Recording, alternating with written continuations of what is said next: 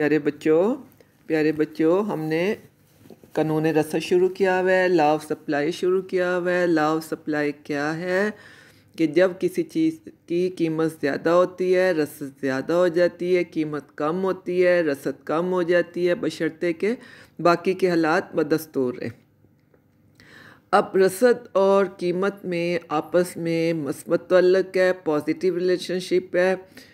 Supply quantity supply is a function of price. और रसद का जब भी हमने ज़िक्र करना है तो हमने इसमें सबसे पहले कीमत का ज़रूर ज़िक्र करना है, फिर हमने इसमें किस चीज़ का ज़िक्र करना है, टाइम का भी ध्यान रखना है, वक़्त का भी ध्यान रखना है कि हम कौन से अरसे की रसद का ज़िक्र कर रहे हैं। अरसे वक़्त के लिहाज से हमने 3 तरह की किस्में पढ़ी थी। टाइम पे एक डे टू डे मार्केट होती है, बाज़ारी अरसे की रसद होती है, fixed market period supply, short run period supply, long run period supply. फिर एक हमने रिज़र्व प्राइस पढ़ी थी। फिर हमने इसमें एक और अहम चीज़ की थी कि सप्लाई और स्टॉक में क्या फ़र्क होता है। सप्लाई कौन सी होती है जो कि फ़रोख्त के लिए मार्केट में आ जाती है, स्टॉक वो होती है जो फ़रोख्त के लिए मार्केट में नहीं आती, पीछे गोदामों और ज़ख़ीरों में मौजूद होती है। कानून रसद का हमने गोशवारा किया था। गोशवारे के 2 कॉलम बनाए थे। पहले कॉलम में कीमत आता है, दूसरे में रसद आता है। अगर हम कीमत जो बढ़ाते चले जाएंगे रसद भी बढ़ती चली जाएगी, अगर कीमत कम करते चले जाएंगे उसके साथ रसद भी कम होती चली जाएगी। इसका जो कानून रसद का जो ख़त रसद बनता है वो हमेशा पॉजिटिवली कर्व बनता है, पॉजिटिवली स्लोप कर्व बनता है। पॉजिटिवली स्लोप कर्व कौन से होते हैं? जो लेफ़्ट टू राइट, ऊपर नीचे से बाईं से दाईं जानब ऊपर को जाते हैं। और नेगेटिवली स्लोप कर्व किसको कहते हैं? जो बाईं से दाईं नीचे की जानब आते हैं, जैसे आपने कानून तलब का पढ़ा था। अभी ख़त रसद का नाम हमने एस रखना है। सप्लाई का जो सिंबल है वो एस है। ओ एक्स पे आपने क्वांटिटी सप्लाइड लेनी है, ओ वाई पे आपने कीमत लेनी है। तो जितनी जितनी कीमत पे जितनी रसद हो रही है उन सब नुकात को आपने मिला देना है, वो ख़त रसद बन जाएगा। अब हम करेंगे ख़त रसद की खसूसियात। ठीक है कि ख़त रसद की खसूसियात क्या है। ख़त रसद जो है इससे ये बात ज़ाहिर होती है कि मखसूस कीमतों पर एक ख़ास अरसे वक़्त में शय की कितनी मकदार फ़रोख्त के लिए मंडी में पेश की जाती है।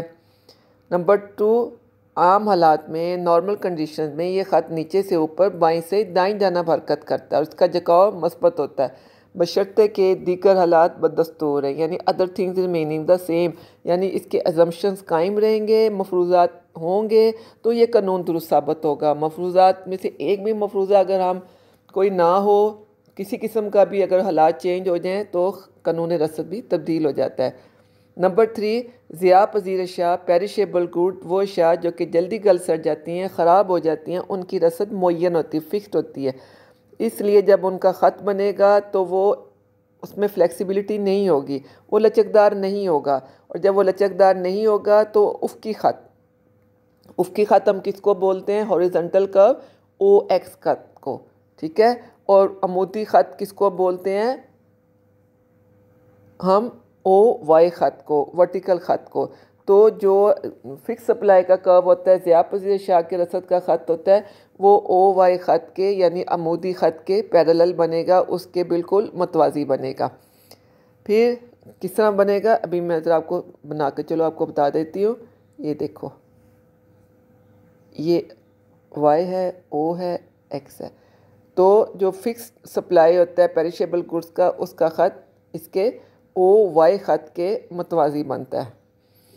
अच्छा, फिर अरसा कलील के मुकाबले में अरसा तवील में ख़त रसद ज़्यादा लचकदार होता है, यानी शॉर्ट रन पीरियड में अरसा कलील में जो कि 4 से 6 माह का अरसा होता है, उसका जो ख़त रसद है वो बहुत ज़्यादा फ्लेक्सिबल नहीं होगा।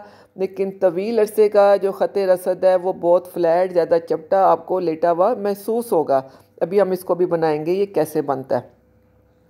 अब सबसे पहले आए ख़त रसद का झुकाव पॉजिटिव क्यों होता है, मस्बत क्यों होता है। जैसे हमने पीछे किया था कि तलब का ख़त जो होता है वो मनफी क्यों होता है। तो ख़त रसद का झुकाव मस्बत जो होता है इसकी कुछ वजूहात होती हैं। नंबर 1, मुनाफे में इजाफ़ा। हम यूँ कीमत बढ़ती चली जाती है तो आजरीन जो है वो रसद में इजाफ़ा करते चले जाते हैं, क्योंकि बढ़ी हुई कीमत से उनके मुनाफे ज़्यादा हो जाते हैं, प्रॉफिट उनके इंक्रीज़ हो जाते हैं। नंबर 2, कीमत गिरने का ख़तरा, danger of fall in price. जब कीमत में इजाफ़ा होता है तो आजरीन इस खौफ से भी बढ़ी हुई कीमत पे फ़ौरन रसद को बढ़ा देते हैं कि बिज़नेस में तो पता नहीं होता कब कीमत अप एंड डाउन हो जाए, कि अगर कीमत कल को गिर गई तो उनको नुकसान होगा, तो आज ही वो बड़ी कीमत पे रसद को ज़्यादा कर देते हैं मुस्तकबिल के ख़तरे के पेश नज़र। नंबर 3, मुसारफ़े पैदाइश में इजाफ़ा, increase in the cost of production.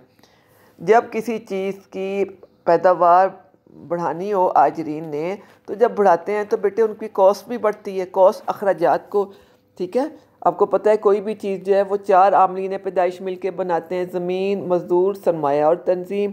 तो नाज़म तंजीम अपने अलावा बाकी 3 आमलीन पैदाइश को इकट्ठा करती है और फिर कोई चीज़ बनाती है।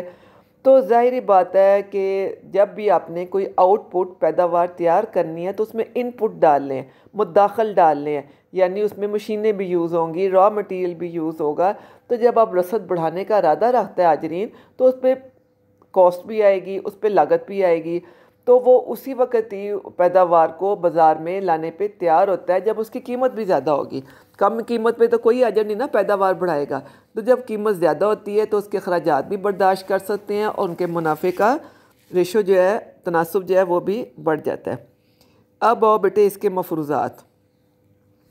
मफरूज़ात जो हैं वो इसके एजम्पशंस ऑफ द लॉ, जिसको हम कहते हैं other things remaining the same, या दीगर अमूर बदस्तूर रहते हुए।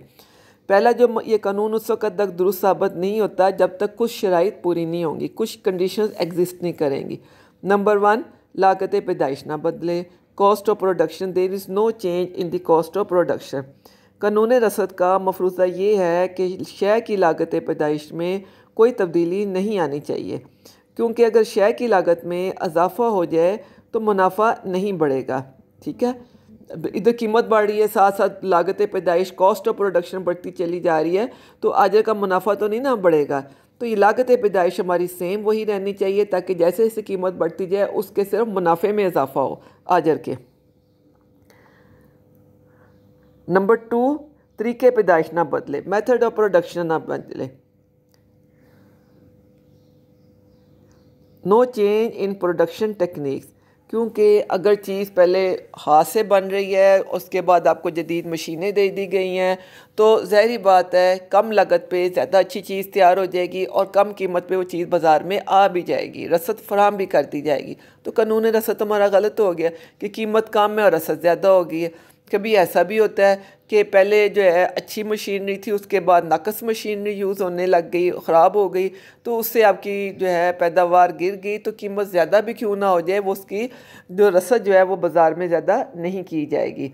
तो तरीक़े पैदाइश नहीं बदलना चाहिए, जिस तरीके से पहले चीज़ बन रही थी वही उसी तरीके से बननी चाहिए। पहले हाथ से बन रही थी तो आगे भी हाथ से बननी चाहिए, अगर पहले मशीन से बन रही थी तो आइंदा मुस्तकबिल में भी मशीनरी ही यूज़ होनी चाहिए। नंबर 3, ख़ाम माल और मशीनरी की कीमत ना बदले, no change in the price of raw material और मशीन्स। रॉ मटेरियल ख़ाम माल किसको कहते हैं कि रॉ मटेरियल ख़ाम माल को यूज़ करके ही चीज़ को अपनी फ़ाइनल शक्ल में, असली और हतमी शक्ल में लाया जाता है। जैसे आपने रेडीमेड कपड़े तैयार करने हैं तो आपके पास अनस्टिच कपड़ा होगा तो आप सियोगे ना, या कपड़ा आपने बनाना है, वीव करना है, आपने बुनना है, तो उसके लिए आपको धागा चाहिए। धागा कहाँ से मिलेगा? कपास से मिलेगा। तो इसी तरह आपकी जो ख़ाम माल, रॉ मटेरियल और मशीनरी जो है उनकी कीमत नहीं बदलना चाहिए, क्योंकि अगर ये महंगी हो जाए तो चीज़ बनाने भी महंगी हो जाएगी और ज़्यादा कीमत पे भी वो चीज़ बाज़ार में फ़रोख्त के लिए नहीं आएगी। और अगर ख़ाम माल और मशीनरी पहले से सस्ते हो जाएंगे तो कम कीमत पर भी रसद पहले से बढ़ जाएगी। फिर है मुल्क के कुदरती वसाइल ना बदले, no discovery of new natural resource, कि मुल्क के कुदरती वसाइल ना बदलें। अगर मुल्क के कुदरती वसाइल ज़राए मसलन मादनियात, जंगलात, धातें, पेट्रोल वगैरह के नए ज़खायर दरियाफ़्त हो जाएँ तो सनती पैदावार में इजाफ़ा मुसारफ़े पैदाइश में कमी का बाइस बन जाता है। नए अगर गैस के नए ज़खायर मिल जाएँ, ठीक है, नए मेटल्स निकल आए, पेट्रोल निकला है, तो क्या होगा, आपके जो चीज़ें तैयार करने के आपके इनपुट जो हैं वो पहले से ज़्यादा हो गए हैं। सस्ते आपको मिलने लग गए हैं, तो उससे क्या होगा, आपकी आउटपुट जो है कम कीमत पे, कम लागत पे ज़्यादा हो जाएगी। नंबर 5, हुकूमती पाबंदियाँ आयद ना हो। बाज़ औक़ात हुकूमत किसी शय की नकलो हरकत पे, उसकी इम्पोर्ट एक्सपोर्ट पे पाबंदी लगा जाती है, या अंदर भी मुल्क के एक इलाके से दूसरे इलाके में नहीं जा सकती। अगर ऐसी सूरत हाल हो जाए तो कभी कम कीमत पे भी आप रसद को कम नहीं कर सकते, या ज़्यादा कीमत पर भी रसद को नहीं बढ़ा सकते।